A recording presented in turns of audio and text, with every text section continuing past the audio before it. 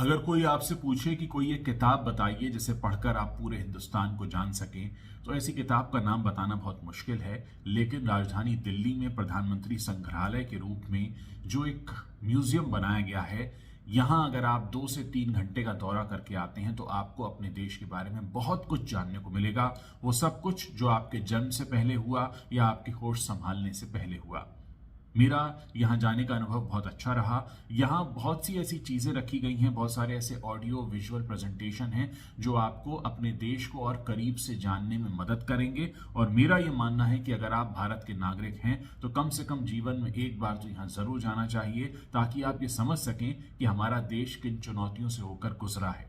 हमारे देश में जितने भी प्रधानमंत्री हुए, उनकी शख्सियत क्या थी, उनकी सोच और अप्रोच क्या थी, किन वजहों से उन्हें चुना गया, उन्होंने कैसे फैसले लिए, उनका अपना जीवन कैसा था, किस तरह के फैसले उन्होंने लिए जिसका असर आज भी हमारे जीवन पर होता है। तमाम बातें अगर आपको बड़े रोचक अंदाज में जाननी हो तो आप प्रधानमंत्री संग्रहालय होकर जरूर आइए। 50 रुपए का टिकट है, 3 मूर्ति के पास राजधानी दिल्ली में से बनाया गया है।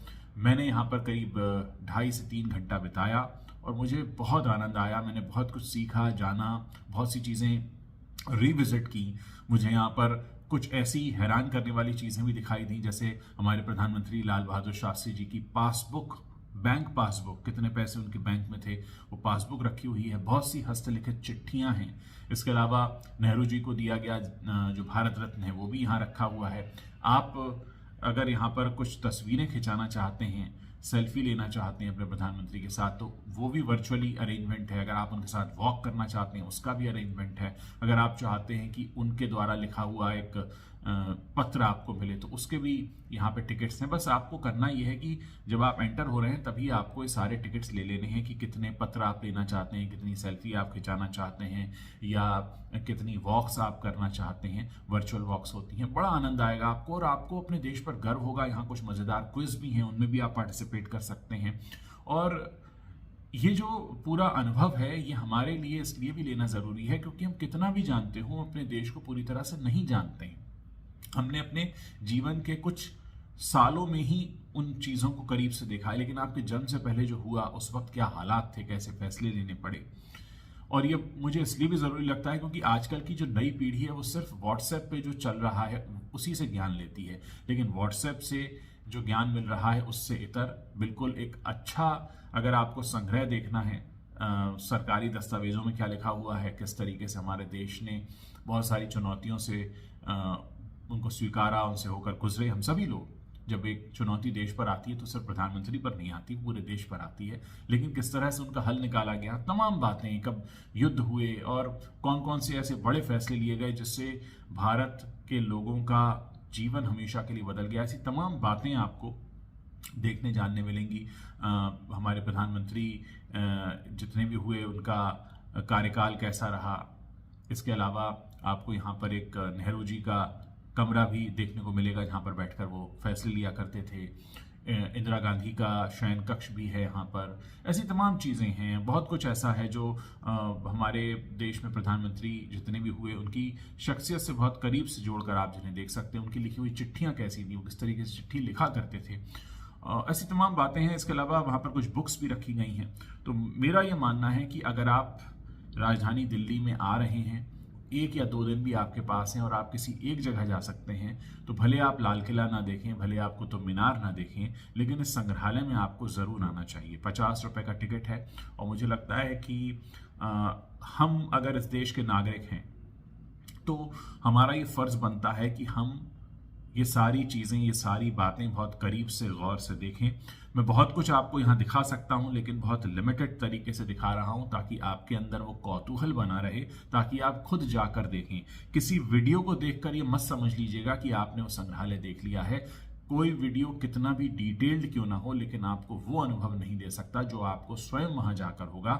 जब आप उस संग्रहालय में घूम रहे होंगे तब आपके सामने एक ऐसा ऑडियो विजुअल प्रेजेंटेशन चल रहा होगा कि आपको लगेगा कि आप वो सारे साल जी रहे हैं। 1965 के युद्ध में क्या हुआ था, 1971 में क्या हुआ था, 1999 में क्या हुआ था, वाजपेयी जी की क्या मुश्किलें थी, नेहरू की क्या चुनौतियां थी, इंदिरा गांधी के सामने क्या समस्याएं आई, राजीव गांधी ने कैसे डिसीजंस लिए, या फिर लाल बहादुर शास्त्री जी किस तरह से देश चलाते थे। तमाम चीज़ें, तमाम बातें आपको बहुत करीब से देखने को मिलेंगी। राजनीतिक उठापटक जो हुई हमारे देश में, फिर चाहे चंद्रशेखर जी का प्रधानमंत्री बनना हो, आई.के. गुजराल का प्रधानमंत्री बनना हो, देवेगौड़ा जी का प्रधानमंत्री बनना हो, पी.वी. नरसिम्हा राव का प्रधानमंत्री बनना हो, मनमोहन सिंह जी का प्रधानमंत्री बनना हो, इन सब ने किस तरह के फैसले लिए, क्यों वो सब हुआ जो उनके कार्यकाल में हुआ, क्या ये सब रोका जा सकता था या कुछ ऐसी परिस्थितियां थी जिनकी वजह से ऐसे फैसले हुए। तमाम बातें, जितने सवाल, जितने प्रश्न आपके दिमाग में हैं, आप उन सारे प्रश्नों को लेकर जाइए। बहुत सौ के जवाब आपको यहाँ मिलने वाले हैं। और एक सबसे ज़रूरी बात है कि ये हमारे देश के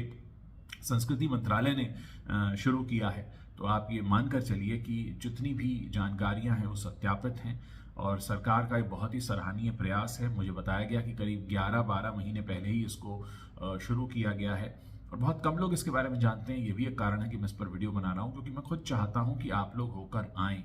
तो बहुत सी बातें जो आपको व्हाट्सएप पर झूठ बनाकर बताई जाती हैं, उनके सबके सच्चे और सही जवाब आपको वहाँ मिलने वाले हैं। और आपकी राजनीतिक विचारधारा कुछ भी हो सकती है, आप हैं तो भारतीय, और भारतीय होने के नाते आपको ये जानने का पूरी तरह से हक है कि आपके देश में जो प्रधानमंत्री हुए उन्होंने कैसे फैसले लिए, क्यों लिए, क्या कुछ उस जमाने में चला करता था। ये तमाम बातें जब आप वहाँ घूम रहे होंगे, आपके अंदर एक देशभक्ति की भावना भी आएगी, आप खुद को जुड़ा हुआ महसूस करेंगे और आप खुद चाहेंगे कि हाँ, आने वाली पीढ़ियां भी यहाँ आती रहें ताकि उन्हें वो सफ़र पता लगता रहे जिससे होकर हम गुजरे हैं। और ये बताना बहुत ज़रूरी है। ऐसी अगर कोई एक किताब होती तो शायद वो किताब भी इतने अच्छे से नहीं बता पाती जितना कि वो पूरा का पूरा संग्रहालय आपको बहुत कुछ बताता है। न जाने कितनी चीज़ें आपकी आंखों से होकर गुजर जाती हैं। हमारे प्रधानमंत्री जब विदेश यात्राओं के दौरान अलग अलग देशों में गए तो उन्हें किस तरह के उपहार दिए गए, उन सांकेतिक उपहारों का अर्थ क्या था, वो तमाम बातें आप जानेंगे। किस तरीके से हम अब तक ये देखते रहे हैं कि हमारे देश में कई तरह के बदलाव हुए, बहुत से बदलावों पर हमारे प्रश्न हैं, बहुत से बदलाव हमें समझ में नहीं आते। और उस वक्त की स्थिति क्या थी, राजनीतिक स्थिति क्या थी, देश की सोच क्या थी, क्या समस्याएं, क्या चुनौतियां थीं, देश का माहौल क्या था, लोग क्या सोचा करते थे, किस वजह से कौन सा प्रधानमंत्री चुनकर आया, किस वजह से उनकी कोई बात बहुत खास बनी, किस बात को लेकर विरोध हुआ। तमाम बातें, इमरजेंसी का दौर हो या फिर ताशकंद समझौते के दौरान जो कुछ हुआ शास्त्री जी के साथ, उसकी बातें हो, तमाम बातें। वो पहली स्पीच भी वहां पर है जब हमारा देश आज़ाद हुआ था। वो स्पीच आप देखेंगे, आप एक अलग तरह की जर्नी में चले जाएंगे। और मेरा ये मानना है कि अगर हम भारतीय हैं तो हमें वहां जाकर एक बार जरूर आना चाहिए। हमने अपने देश में भले कुछ देखा हो या न देखा हो, प्रधानमंत्री संग्रहालय सिर्फ प्रधानमंत्री के बारे में नहीं है, ये हमारे देश के बारे में, हमारे देश के लोगों के बारे में, हमारे देश की सोच के बारे में है, उस सफर के बारे में है जिससे होकर हम गुजरे हैं और शायद आज भी गुजर रहे हैं। और आने वाली पीढ़ियों को ये बताना बहुत ज़रूरी होगा कि हम किस तूफान से अपनी कश्ती को निकाल कर लाए हैं। तो आगे जो फैसले लिए जाएं वो बहुत सोच समझ कर हो। अभी तो बहुत कुछ होना बाकी है, लेकिन फिलहाल जो अब तक हुआ है कम से कम हम उस पर एक नज़र तो डाल सकते हैं। तो मेरी आपसे गुजारिश है, प्रधानमंत्री संग्रहालय नई दिल्ली में ज़रूर जाएं। 50 रुपए का टिकट आपको अपने देश के स्वर्णिम इतिहास के बारे में बहुत कुछ बताएगा और हो सकता है आपको आपके कई सारे अनसुलझे सवालों के जवाब भी यहाँ मिल जाए।